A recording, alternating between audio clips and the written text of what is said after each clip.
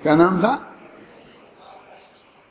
और ये जमाई कौन थे? ये भगवान आदिनाथ के में जो राजा श्रांस ने जो दिया था ना आहार दान, तो वो थे वहां आहार दान देने में।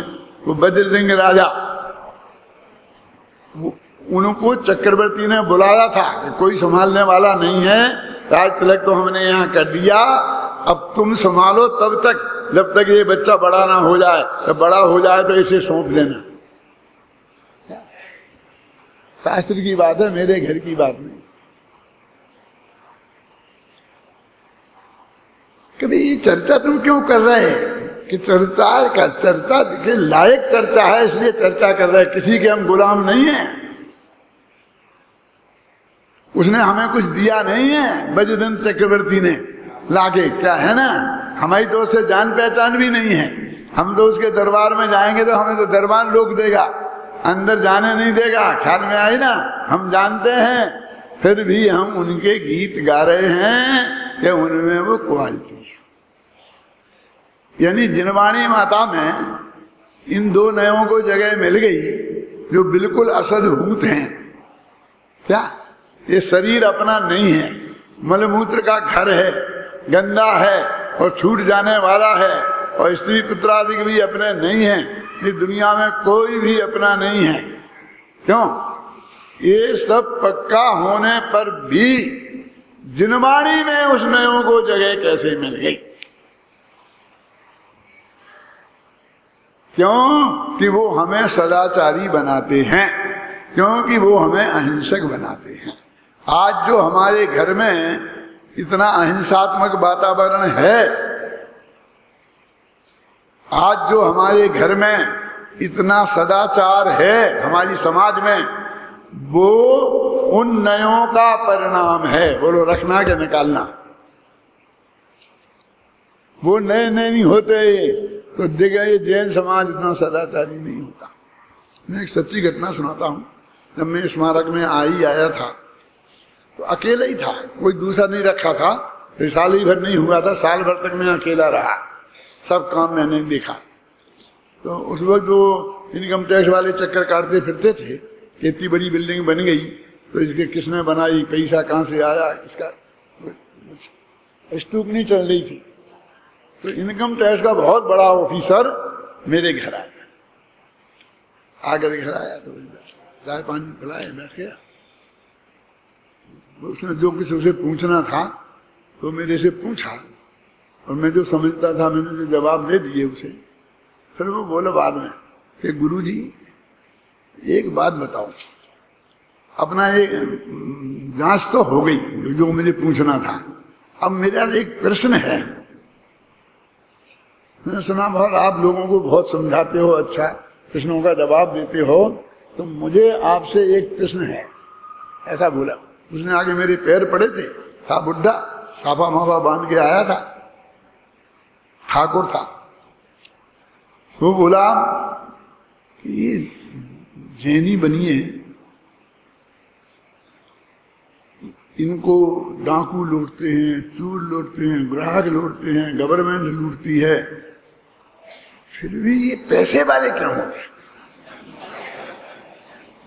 हो गए? क्या जो आता है सबको देते हैं, किसी को मना नहीं करते हैं, अच्छे को देते हैं, बुरे को देते हैं। क्यों? सारे लोग इन पे पल रहे हैं, लेकिन इनके पास पैसा कम नहीं होता है, बढ़ते ही जाता है, बढ़ते ही जाता है। मैंने कहा साहब आप सुन नहीं सकते, आप सुन नहीं सकते इसका जवाब। नहीं हम सुनेंगे, बस वो तुम जांच माच हो गई, खत्म हो गई, आप तो हमको ही बताओ, समझो। तो मैंने उससे कहा कि देखो जैनियों के पास दो चीजें हैं, एक तो उनका जीवन बहुत सदाचारी है, उनका खान पान बहुत शुद्ध है, घी में आदमी दिन रात डूबा रहे तो भी इतना खर्चा नहीं होता है कि खर्चा नहीं चला पाए। ये लाखों रुपया ये शराब में खर्च होते हैं, मांस मदिरा में होते हैं खर्च। शुद्ध सात्विक आहार में इतना नहीं चाहिए। किसी के पास एक लिमिटेड इनकम है, 15-25 हजार रुपये महीने की मेरे पास सुरक्षित इनकम है, तो मैं बहुत जिंदगी में आराम से घी दूध दही जितना खाना चाहूँ खाकर आराम से रह सकता हूँ कि नहीं रह सकता? बोलो, रह सकता हूँ। अब तुम्हारे यहाँ तो 10 करोड़ भी तुम्हें इकट्ठे मिल जाएं तो कम पड़ते हैं। शाम को जेब खाली की खाली। 7 व्यसन जब तक आप लोगों में हैं, आप लोग किसी कीमत पर पनप नहीं सकते, और जब तक जैनियों में 7 व्यसन नहीं हैं तब तक ये दुनिया उन्हें बर्बाद कर नहीं सकती। पैर पढ़ लिए उसने। सदाचार की वजह से हमारे जीवन में सुख शांति दिखाई देती है। हमारे घर में भी जो थोड़ी बहुत शांति दिखाई देती है ना, अब सुख तो क्या कहें हम, जो शांति दिखाई देती है, निराकुलता दिखाई देती है, वो हमारे सदाचारी जीवन के कारण है। जिस दिन हमारे में से सदाचारी जीवन निकल जाएगा तो कितना ही पैसा हो जाना, समझ में आया ना, वो हमें सुखी नहीं कर सकता। तो ये 2 सदाचारी चीजें माने 2 चीजें माने हमारी माँ बहन की पहचान होना, चोरी चपोटी की पहचान होना। तो ये कौन से नए से है? बोलो, उपचरित असद्भूत व्यवहार नए से, इन्हें हम अपना कहते हैं। आप समझ लो, अब इन्हें क्या कहते हैं? इन्हें ये नए धर्म कहता है। घबराना नहीं, इस मर्यादा में हम रहे ना, कि हमने लिमिटेड पैसा रखा, हमने माँ बहन की इज्जत करना सीखा, पराई स्त्री माँ बहन पर खराब निगाह नहीं डाली, तो ये धर्म है कि नहीं है?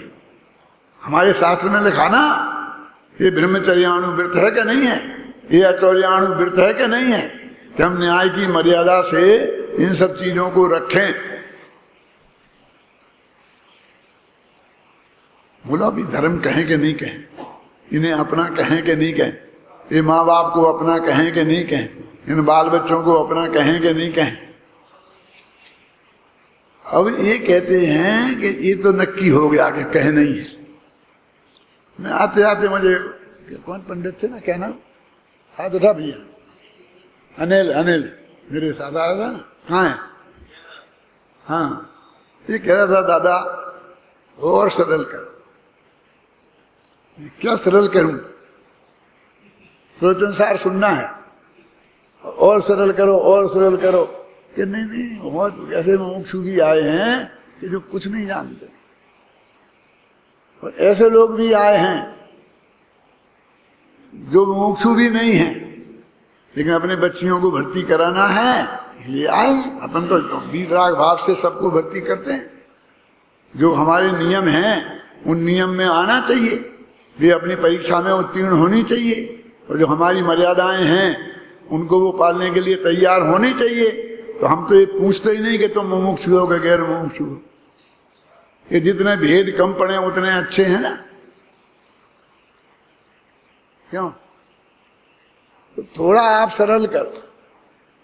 मैं क्या भी सरल ही है, बोलो इससे ज्यादा सरल क्या करें? ये स्त्री पुत्र मकान जायदाद रुपया पैसा नगर देश गांव और शरीर, इतनी चीजें हैं। अब इन्हें असद्भूत व्यवहार नए अपना कहता है, इनका स्वामी अपने को मानता है, इनका कर्ता भोक्ता अपने को कहता है। और क्यों कहता है? क्योंकि उसके बिना ये सुपर का विभाग संभव नहीं है, ये स्वस्त्री ये परस्त्री का भेद संभव नहीं है, ये मेरा मकान नहीं, ये भेद संभव नहीं है। सदाचारी शुद्ध सात्विक जीवन के लिए ये बहुत जरूरी है। और अहिंसक जीवन के लिए आलू में अनंत जीव हैं, ये मानना जरूरी है कि नहीं? सुनो, मैं सच्ची घटना बताता हूं आपको। पूज्य गुरुदेव कांजी स्वामी अपनी जहां पे वो बैठते थे ना, वहां से उठ के भोजनालय में भोजन करने जा रहे थे सोनगढ़ में, और हम 5-7 आदमी साथ में थे, मैं था उसमें। तो बरसात का समय था, तो कच्ची जमीन थी, तो सब जगह घास उग आई थी। तो कुछ पत्थर बीच बीच में ऐसे रख दिए थे कि जिस पे पैर रख करके स्वामी जी भोजनालय में पहुंच जाते थे। वहां से ज्यादा दूर नहीं था। तो साथ में चलने वाले भी उनके साथ चलना चाहते थे, और फिर सामने फोटोग्राफर हो हैं? तो फिर बिल्कुल साथ में चलना चाहते हैं कि तू मेरी फोटो खींच लेना। हम ही ले जाते हैं फोटोग्राफर, वहां से नहीं आता है कि देख मैं गुरुदेव के साथ जाऊंगा, तुम फटाफट मेरी फोटो खींच लेना। मैं पंडित जी के जाके पीछे खड़ा होऊंगा, फटाफट मेरी फोटो खींच लेना। क्यों करते कि नहीं करते हैं?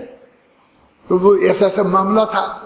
तो सब लोग गुरुदेव के बगल में चलने की कोशिश करते थे। तब बगल में चलेंगे तो घास पर पैर रखना पड़ेगा। तो देखा कि कांजी स्वामी ने कि ये घास पे पैर रख रहे हैं, और वहां नीम के पत्ते पड़े थे बहुत, और नीम के फूल पड़े थे। नीम का झाड़ था ना, तो उनने कहा बेटा इन फूलों में अनंत जीव हैं, इनमें तुम्हारे पूरब भव के माँ बाप भी हो सकते हैं, हमारे भी हो सकते हैं, और जो आज मोक्ष में पधारे ऐसे तीर्थंकरों के जीव भी हो सकते हैं, जो कल भविष्य में मोक्ष जाएंगे ऐसे जीव भी हो सकते हैं। तो इन पर पैर मत रखो, पीछे चलो। पीछे मतलब जैसे हम पैर पे रख के चल रहे हैं ना उस पर, ऐसे ही तुम चलो। एक आदमी बोला वहां, कौन है देखे? क्या बोला? कौन है देखे? किसने देखे हैं कि इसमें आनंद जीव है? किसने पूछा होगा जी? आप बता सकते हैं कमल जी? हैं? पुराने मुमुक्षु है ना, बहुत पुराने, 50-60 साल से तो मैं जानता हूं।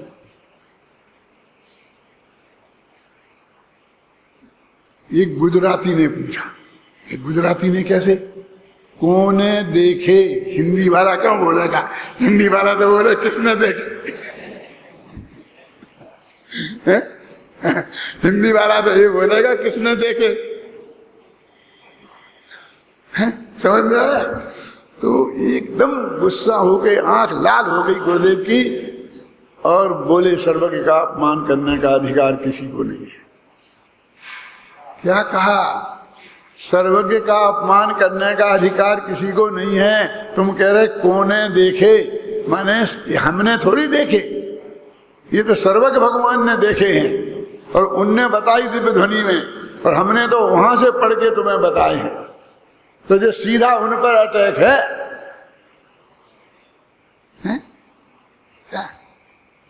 क्या किसने देखे? भगवान, तुमने ये उन जीवों का अपमान नहीं किया, सर्वज्ञ भगवान का अपमान किया। ये मैंने अपने कान से कांजी स्वामी से सुना था। ये जो बातें बताई हैं शास्त्र में कि इन जीवों में इतने आलू में अनंत जीव होते हैं, समझ आई ना? ये हम देख देख के नहीं निर्णय कर सकते हैं। साधु को आगम चक्षु साधु कहा है कि आगम में से देख के निर्णय करता है हमें क्या खाना चाहिए और क्या नहीं खाना चाहिए। ये हम आगम में देख के नक्की करते हैं। क्यों? रात्रि में भोजन नहीं करना चाहिए, दिन में करना चाहिए, ये सर्वज्ञ भगवान की वाणी में आया है, ये कोई दूसरे की बात नहीं है। तो ये सदाचारी जीवन चाहिए जीवन में करें हजरत प्रसाद जी। तो इन नए को रखें के भेगा हटा दें, कि झूठा लाल कह के इनका अपमान करके छुट्टी कर दें। ये सत्यार्थ है, इस दृष्टि से उपयोगी हैं, इस दृष्टि से हमारे जीवन में होना चाहिए। अब एक बात पक्की कर ली, नक्की हो गई। अब विचार करो कि ये जो स्त्री पुत्र मकान जाल और शरीर, इन सबको लेके मोक्ष में जाओगे? मैंने तो बहुत पहले ये 12 भावना मेरी है ना, इसके पहले एक 12 भावना और लिखी थी जो खो गई। उसकी कुछ पंक्तियां मुझे याद हैं। कभी कभी बोला करता हूं, ले दौलत प्राण प्रिया को तुम मुक्ति ना जाने पाओगे, यदि एकाकी चल पड़े नहीं तो यहीं खड़े।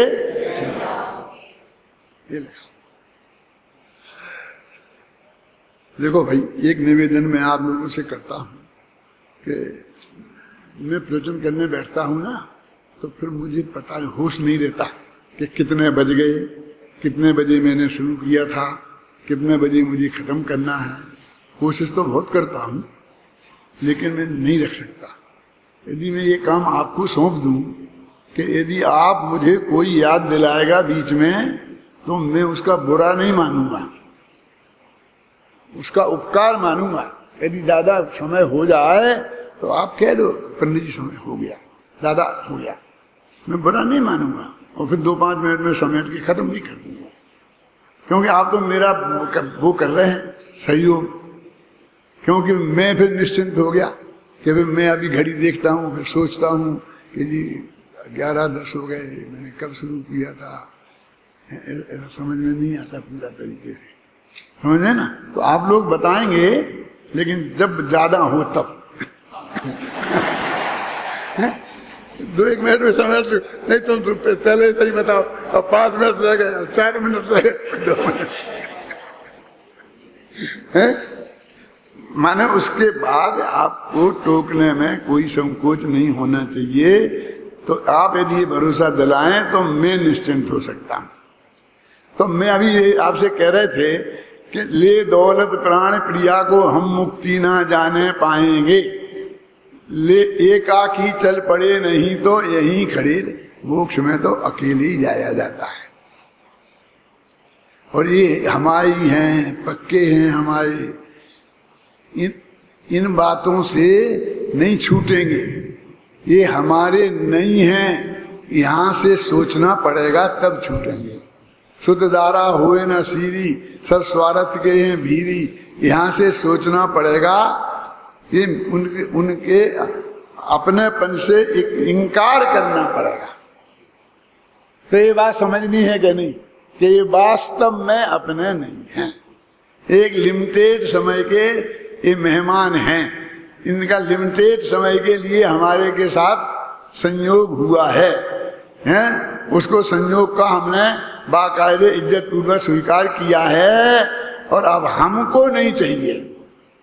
हमारा इनमें एकत्व मत तो नहीं है, हम इनके कर्ता भोक्ता नहीं बनना चाहते हैं। हम तो इससे बिल्कुल न्यारे तत्व हैं। ये बात का निर्णय करना चाहिए कि नहीं, इसका नाम है कि ये दोनों नए हे हैं, असद्भुत व्यवहार नए हे है। ये हम कहेंगे ये अपने नहीं हैं। देखो, तो अपने नहीं है तो ये बात झूठी है, ऐसा ही तो इन्हें अपना कहना बात झूठी है, हो गई ना। अरे कठोर भाषा में बोलो तो ये झूठी है, प्रेम से भाषा में बोलो तो ये भैया अपने नहीं है, ऐसी बात बोलो। आप समझ में आए ना कि झूठा शब्द का कोई जरूरी नहीं है बोलना।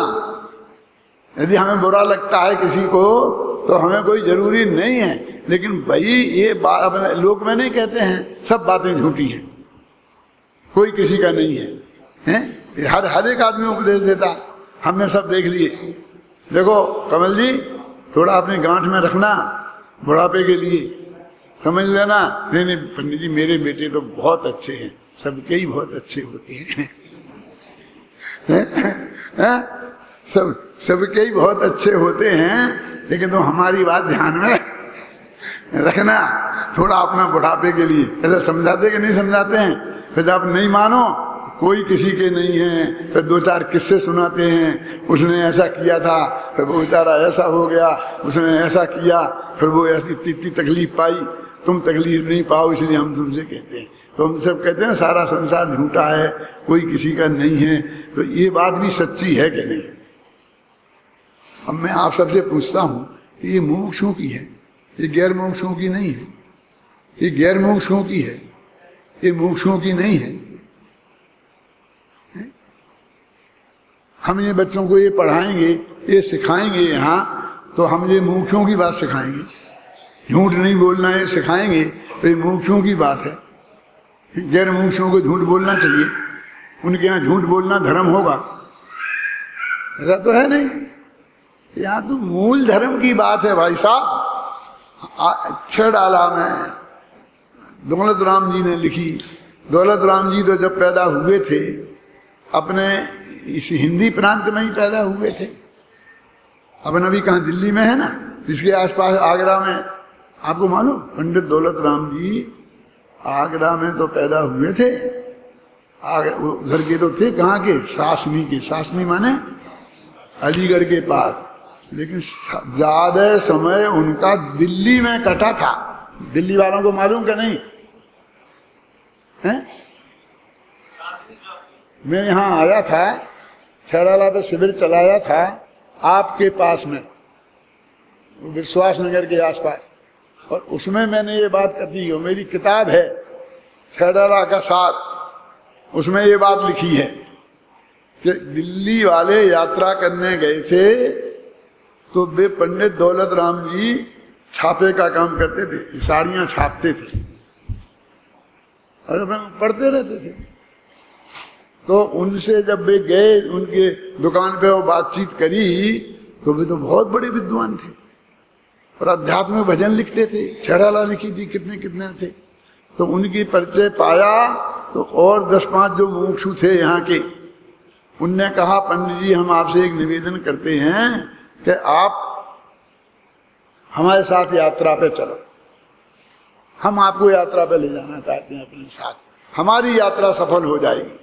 यदि आपको कुछ लगे कि हमको समझाना है, समझाने लायक हैं हम लोग, तो आप जितना समझाना हो समझाना, हमारी तरफ से कोई शर्त नहीं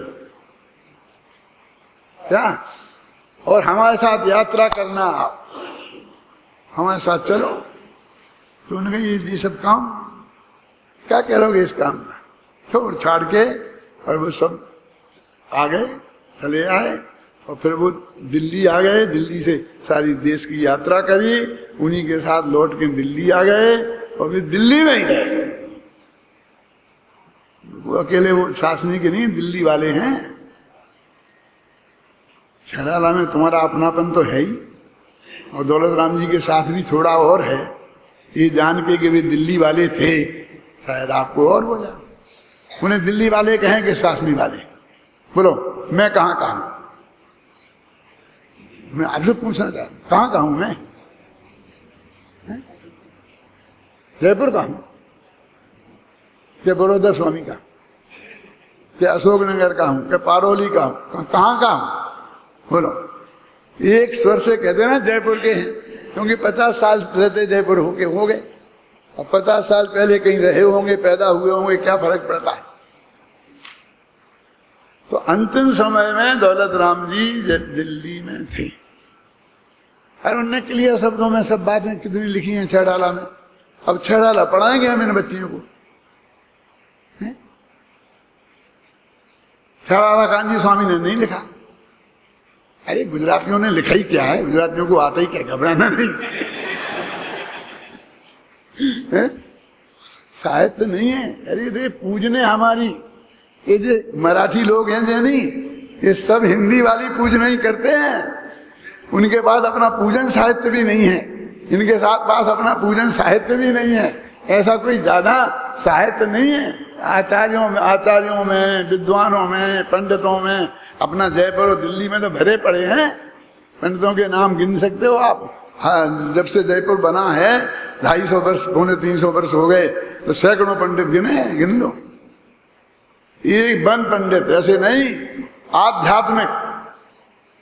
और उनने ये बात अपन को बताई कि भाई ये सब चीज अपनी नहीं है। देह जीव को एक गिने, बहिरात्म तत्व मुधा है। शरीर और आत्मा को एक माने, स्त्री पुत्र आदि को आत्मा को एक माने, वो जीव बहिरात्मा है और मूर्ख है। लेकिन का तत्व मुधा है, तत्व के बारे में मूर्ख है, दुनियादारी के बारे में बहुत होशियार होगा। देखा तत्व मुधा, देखा ना, मुधा माने होता है मूर्ख, तो तत्व के बारे में वो मूर्ख है। अपने दौलत राम जी ने कही है।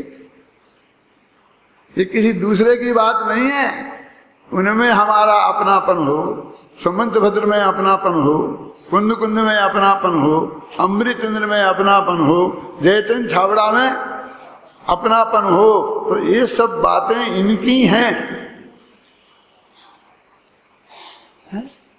देखो कांजी स्वामी, अरे कांजी स्वामी को भी ये बातें हमसे माने इनसे मिली, और ये हमारा सौभाग्य कहो चाहे दुर्भाग्य कि हमें उनने बताया। हमारी संपत्ति को हम नहीं देख पाए और उनने खोल खोल के बताई कि तुम्हारे समय सार की गाथा नंबर देखो, इसमें क्या लिखा है। उनने हमको छेड़ा, उनने हमें पढ़ाया कि हम पढ़ाते उन्हें। बोलो क्या करना चाहिए था? हमें पढ़ाना चाहिए था ना। लेकिन भाई तत्व की बात तो जहां से भी मिले वो हमारा अनंत उपकारी है, उनसे तो हमें मिली है ना, इसलिए बीच में उनका नाम आ गया।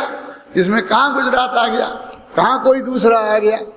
ये तत्व की बात है, इसमें कोई भी प्रांत नहीं होता, देश नहीं होता, वस्तु का स्वरूप होता है। और वस्तु का स्वरूप इस प्रवचन सार शास्त्र में बताया जा रहा है।